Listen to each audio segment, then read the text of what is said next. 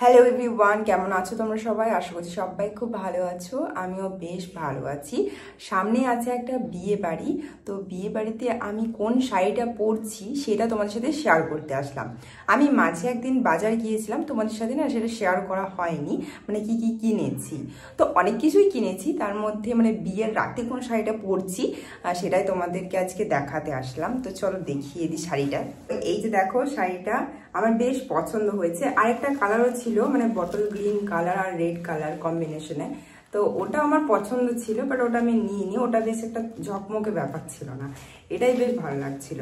আর এই কালারগুলো এখন অনেকটাই চালু, মানে কি বলতো, এই কালারগুলো আর কি অনেকেই পরছে। এই কালারের শাড়ি বেশ দেখতেও ভালো লাগে, আর আমি তো এরকম কালার শাড়ি পরিনি, তোমরা দেখেছো, তো সেই জন্য এটা নিয়েছি। তো আঁচলটা তোমাদেরকে একটু দেখাই শাড়িটার।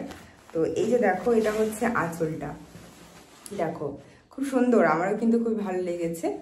আর এটার ব্লাউজ পিসও ছিল, তো ব্লাউজ পিসটাও কিন্তু আমি বানিয়েছি, খুব চটজলদি করে বানিয়েছি।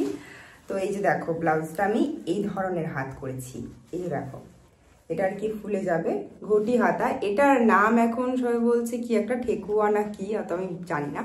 তো আর কি এই ধরনের আমি হাতটা করেছি, নর্মালি করেছি। আমি যে বিশেষ কিছু ডিজাইন করেছি তা কিন্তু নয়, ওই ব্লাউজটাই আমি করেছি। এই দেখতেই পাচ্ছ, পিঠটা আমি সিম্পল রেখেছি। তো কেমন হয়েছে আমাকে কিন্তু অবশ্যই বলবে। আমার একটা সমস্যা হয়ে গেছে, যেদিন ওই বিয়ের ডেট সেদিন কিন্তু আমার পিরিয়ডেরও ডেট, ঠিক আছে, মানে আমার পিরিয়ড হবার মানে চান্স আছে সেদিন। তো আমি না অনেকটা টেনশনের মধ্যে আছি যে কি হবে।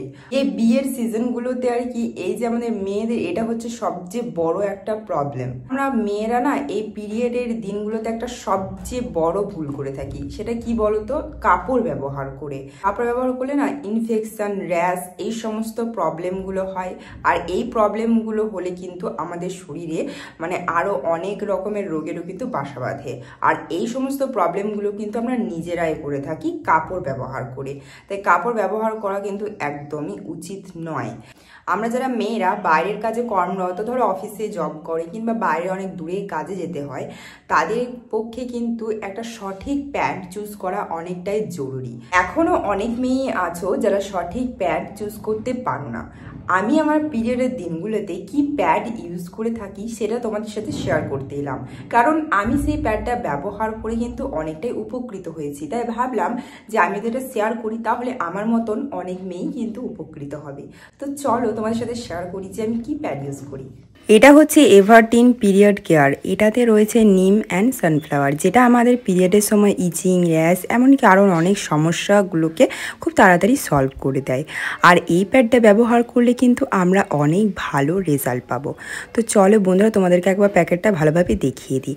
তো এভারটিনের পিরিয়ড কেয়ার প্যাকেটটা তো একটাই, কিন্তু এর ভেতরে রয়েছে অনেকগুলো প্যাড, যেটা কিন্তু আমাদের জন্য অনেকটাই সুবিধাপ্রাপ্ত। কারণ দেখো, একটা প্যাডে তো আমাদের আর পিরিয়ডটা মানে শেষ হবে না, আমাদের পিরিয়ডটা তো অনেক দিন ধরেই হয়।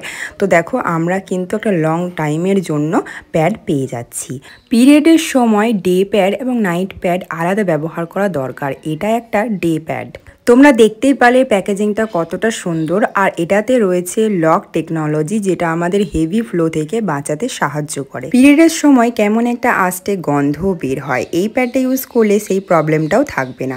তোমরা দেখতেই পারলে কতটা হেভি ফ্লো হয়ে গেছে, কিন্তু একটুও দাগ লাগলো না, এমনকি প্যাডটা লিকেজও করলো না। তো বন্ধুরা, তোমরা এই প্যাডটা অবশ্যই একবার ইউজ করো, দেখবে তোমরা তোমাদের প্রবলেমগুলোকে খুব তাড়াতাড়ি দূরীভূত করতে পারবে। তোমরা দেখতেই পারলে এভারটিনের এই প্যাডটা কত সুন্দরভাবে অ্যাবজর্ব করে নিল। আর হ্যাঁ, লিকেজের সমস্যাও কিন্তু তোমাদেরকে পড়তে হবে না। যারা আমরা লং টাইম বাইরে থাকি তাদের জন্য এই প্যাড কিন্তু অনেকটাই ভালো কাজ করে। তো বন্ধুরা, তোমরা যদি এই প্যাডটা ইউজ করতে চাইছো তাহলে আমার ডেসক্রিপশন বক্সে এই প্রোডাক্টের লিঙ্কটা দেওয়া আছে, যাও গিয়ে তাড়াতাড়ি পারচেস করে নাও।